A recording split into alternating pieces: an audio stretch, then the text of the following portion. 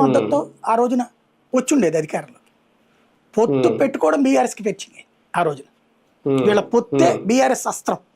2014 రాష్ట్ర విభజన ఎందుకు? తెలుగుదేశం హయాంలో చంద్రబాబు హయాంలో రియల్ ఎస్టేట్ అంతా తినేశారు, ఆంధ్ర వాళ్ళు తిన్నారన్నారు, తెలుగుదేశం అని కాకుండా. అలా తినేసి రాష్ట్రాన్ని మింగేశారనే కదా రాష్ట్ర విభజన గొడవ ఎందుకు వచ్చింది ఆ రోజున.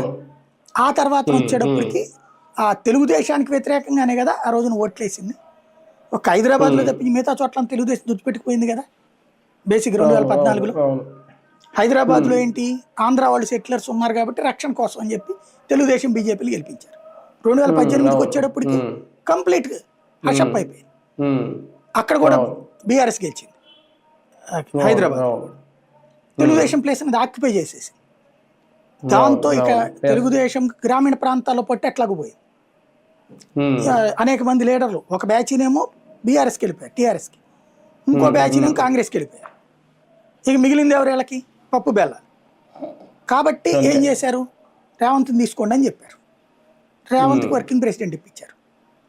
చివరికి అది కాస్త దెబ్బతింది.